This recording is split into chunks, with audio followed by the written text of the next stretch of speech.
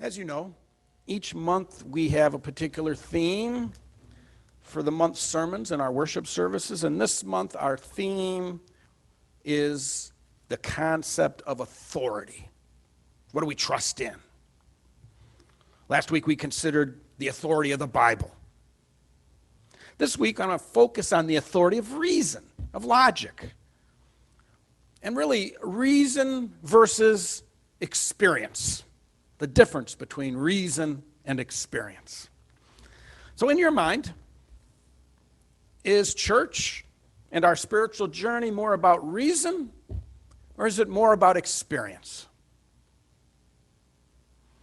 And by reason, I mean our rational minds, knowing things, right? Logic, sticking to the facts, setting aside emotion, and forming objective conclusions based on the evidence. That's reason. Relying on or trusting reason means that we set aside things we don't understand or things that don't make sense. Reason is very important, and in the modern world, it has taken center stage, particularly when we compare it to biblical times. That was not the case in biblical times.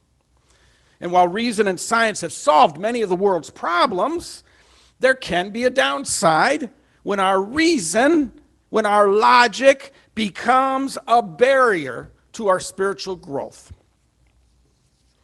Reason, or our ability to reason, is a tool. And how we use that tool is important in terms of our spiritual growth and even our emotional maturity. Reason can be a stumbling block, or it can be a stepping stone, depending on how we use it.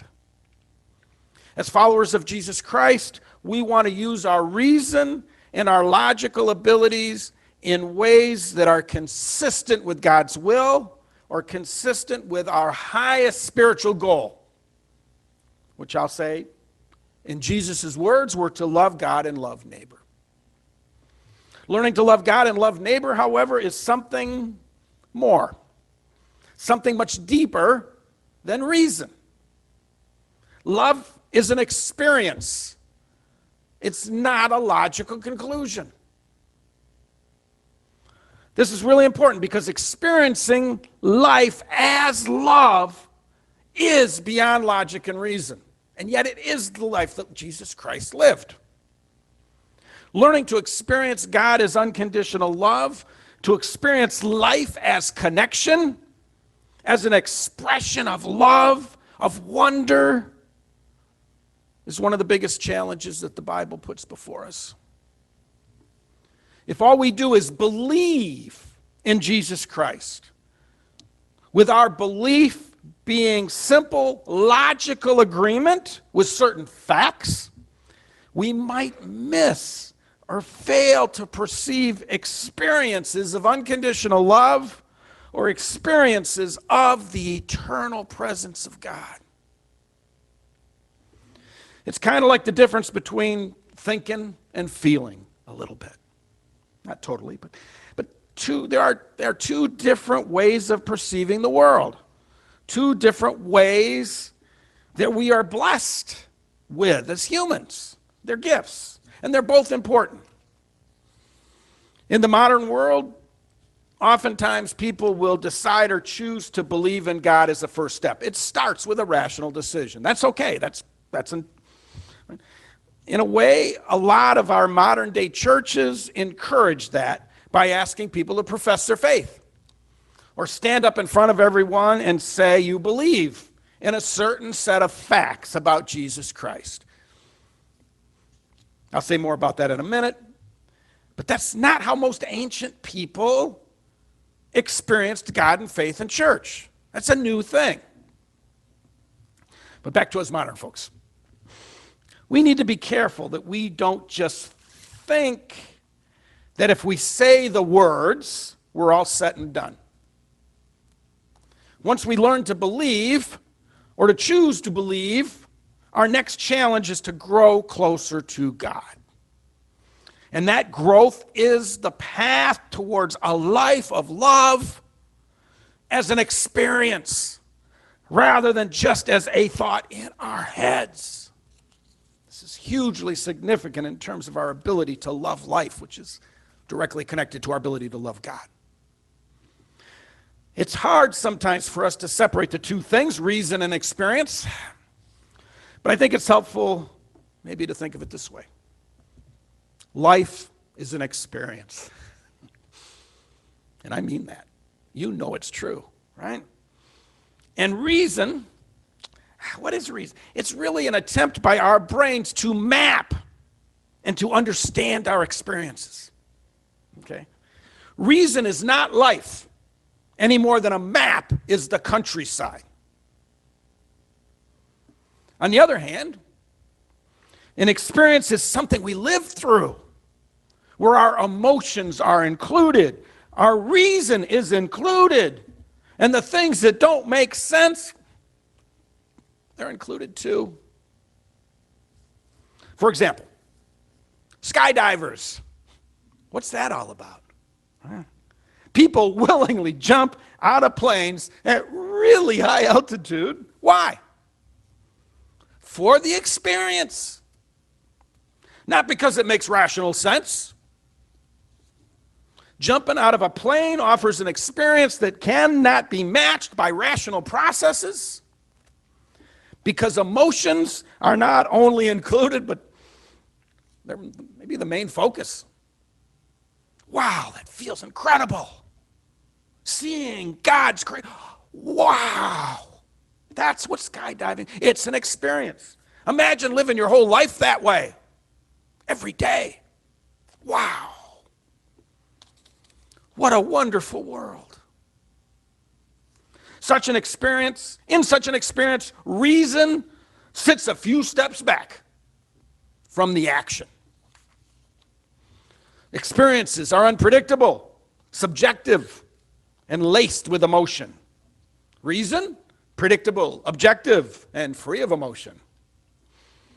The divide between reason and experience has been the subject of contemplation and discussion dating back at least to the conflict between Plato's focus on experience and Aristotle's rational approach to life. Before modern times, experience was held in much higher regard than reason by most people, because experiences that's what actually happened. Reason and logic were much less important historically, in ancient times. In the early church and in the Bible, there are many, many accounts of people's experiences of God. Can you think of anybody's experience of God that you read about in the Bible? Well, right, all over the place in the Bible, right? Spiritual growth, particularly as we mature, is much more tied to an experience of God than to logical and rational conclusions about God. The idea of proving that God exists is a modern idea. I can't think of any stories in the Bible of where people reason their way to God.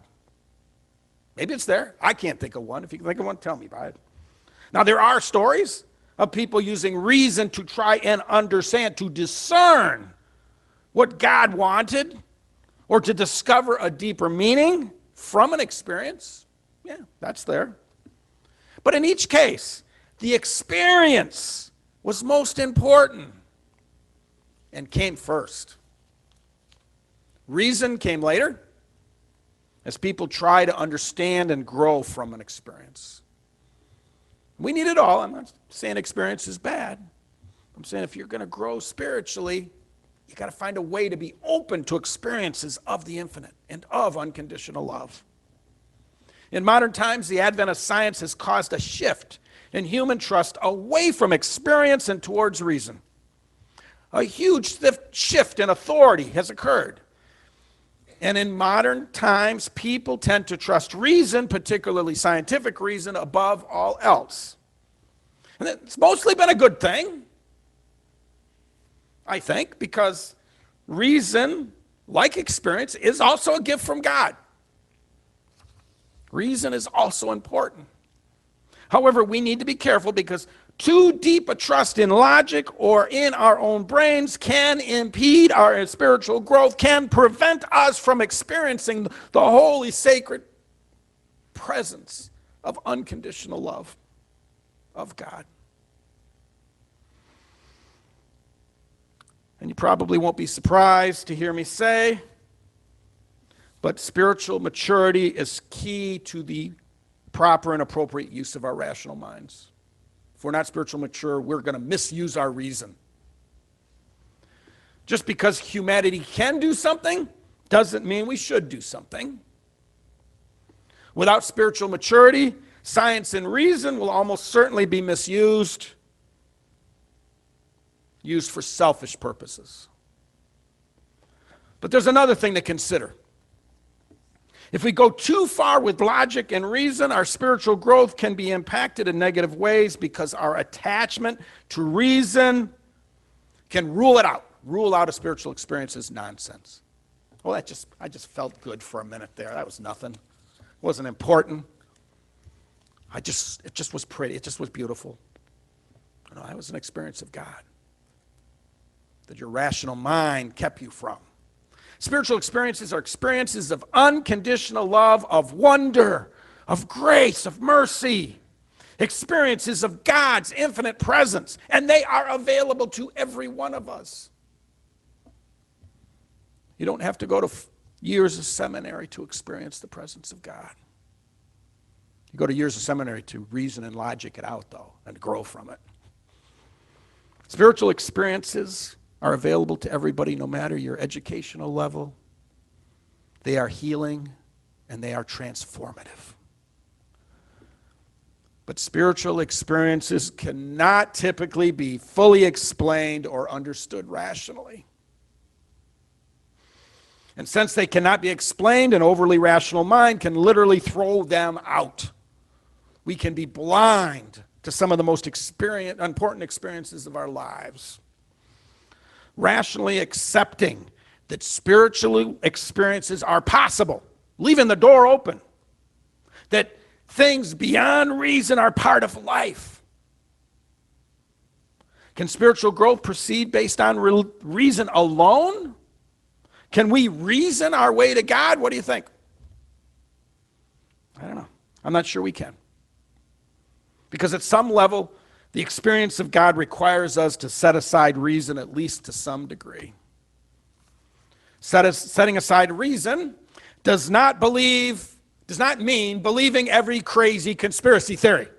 That's not what I'm talking about. All right? Setting aside reason in this way does not mean believing things that you know are not true. That's not what I'm talking about. Setting aside reason in this context is about learning to increase our perception beyond rational limits. And there's a lot there. An authentic spiritual experience is life-changing and may not be totally rational. It's a glimpse of God, a peek beyond time and space into the underlying connectedness of all of creation, the wonder that makes life possible. And such a glimpse of God is an experience of life based more on awe and wonder than on reason and logic. So you stand in the holy presence of God, what do you think you're going to walk away with? All the answers to life are a sense of wonder and amazement and a sense of love. It's the latter, in my experience. I mean, do we want to figure out life, or do we want to experience life to its fullest? Which would you prefer? Early in our spiritual journey, we might reason that maybe there is a God. It starts there. Or maybe that the universe is not just alive, but aware. Good place to start. That's okay. Through spiritual practices, through worship experiences, music, prayer, meditation, we hopefully have our first experience of God. Such spiritual experiences can occur to anyone at any time. Do we want a spiritual experience? Do we want this kind of change? If we don't, God's not going to force it on us. We might be fine just the way we are. Yet every Sunday, during the Lord's Prayer, we all pray that God's will be done. Do we mean that? Consider for a moment that when we pray that God's will be done on earth, how does that live out? What kind of experience of life does that lead to? What if God's will for us includes spiritual experiences or experiences of awe, experience of wonder, the realization at a fundamental level that there are things that we're never going to understand and that that's okay? It's not something our rational mind wants to hear. For that matter, when we have an experience, how do we know it was a spiritual experience? If it was a spiritual experience of God. Part of the reason we don't have many spiritual experiences is because we haven't defined it. We don't know it when it happens. It's not part of our culture. We don't emphasize that. This is where our motives come in. The idea of having a pure and a clean heart. A clean heart is a spiritual gift that comes from an experience of God. If our reason for spiritual growth is to do our own will and not do God's will, I think we got a problem. We're not going to go very far. I don't think God is interested in providing us with spiritual experiences that reinforce our selfishness. It's not what the Bible teaches. Desiring spiritual experiences and spiritual gifts because we want God's will instead of our own, and because we want to serve others rather than serving ourselves is really important. Desiring God's will requires a pure heart or a clean heart, a heart that wants good and loving things for all of creation, not just for me and mine. If we don't desire God's will, if that's not our goal, we are likely to misuse or misunderstand any spiritual experience, and our growth will be set back. It's also important to realize that spiritual experiences have both rational and irrational components. And so they often push our perception, our level of awareness to new levels. Still, not all experiences that combine rational and irrational elements are spiritual experiences. How do we distinguish between an emotional experience and a spiritual one? Or more bluntly, how can we tell the difference between a godly vision and a hallucination? Do you know? Hallucinations can be a sign of mental illness, a chemical imbalance, or even come from food poisoning. Hallucinations do not usually result in spiritual growth. Maybe that's how we can tell.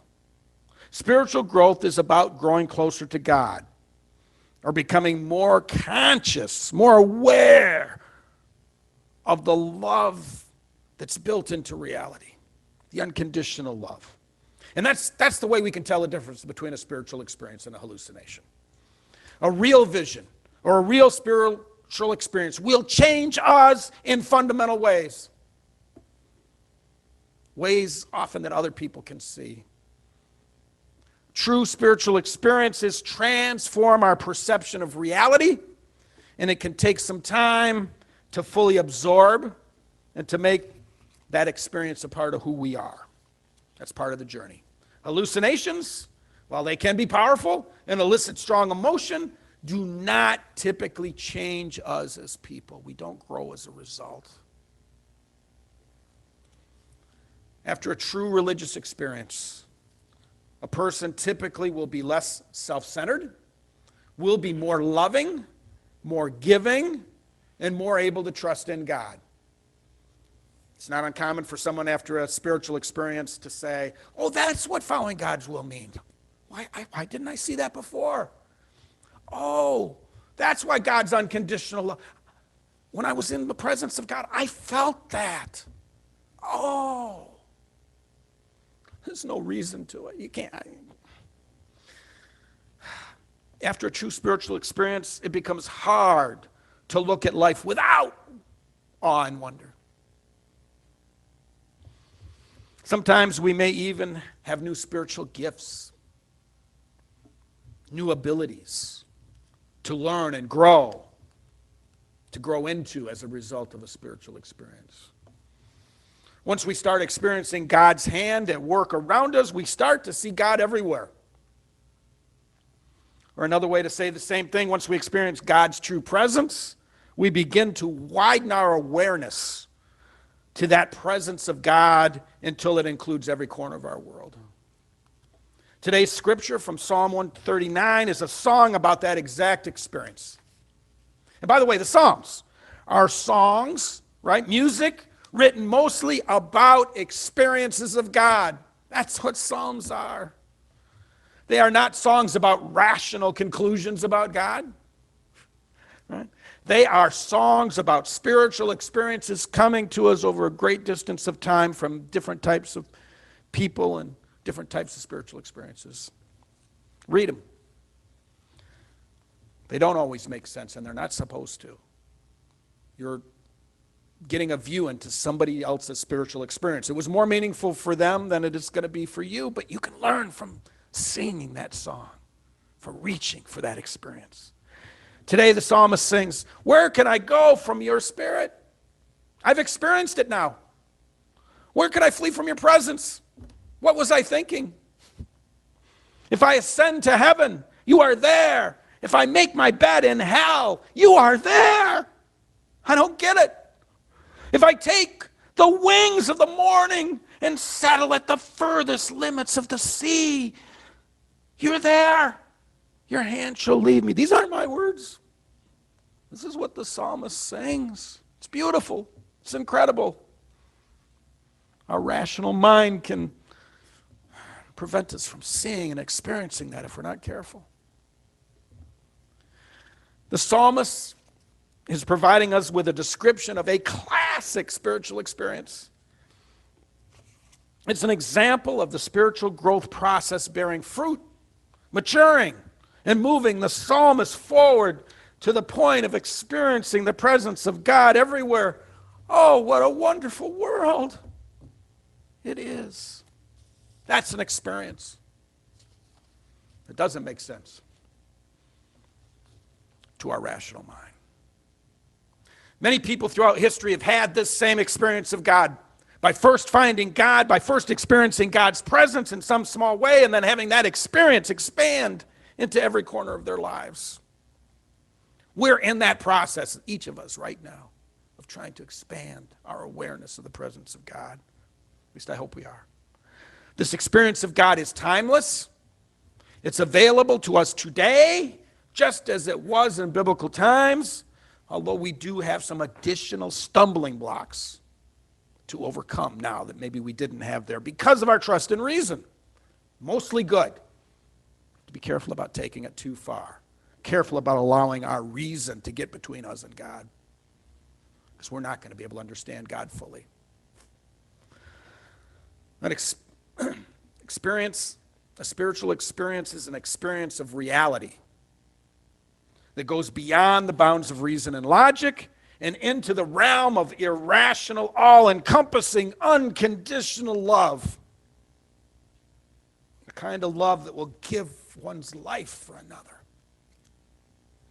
Our tradition in the United Church of Christ is particularly impacted by science and reason, so this is an important lesson for us to hear.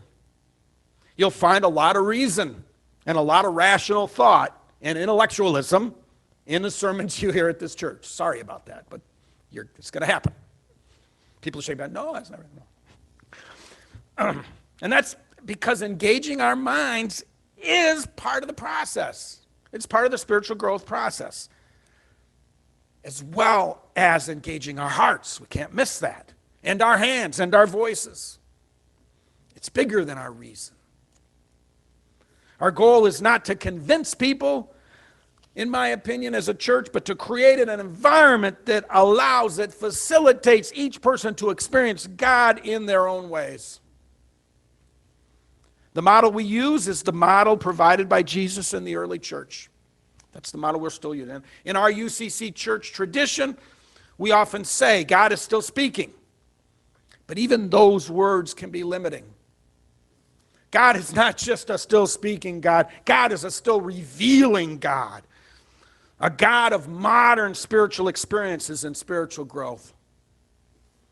One of the big reasons we gather on Sunday mornings is to facilitate growth in this direction. That's what I'm up to, trying to do, towards having an experience of God of our own, each one of us. Most of our church rituals are intended for that purpose. Worship is not supposed to be about the rational mind solely, so much as it is an experience. Our rational minds can support the experience and join in, or it can fight against it. Our choice. The experience of love, of joy, of peace, of wonder, these are all beyond reason. And there are things that make life worth living, that help us to love God and to love each other. In fact, without it, I don't know if it's possible. Without such an experience. These kind of transformative spiritual experiences are desperately needed in today's world. Ideally, our church is an inclusive garden for spiritual growth and for spiritual experiences. So when in church, join in the experience. Open ourselves up to God's presence in this moment. Even if it doesn't totally make sense, God is here in our midst. And may our hearts and our minds experience that reality as shown, as exemplified by Jesus Christ.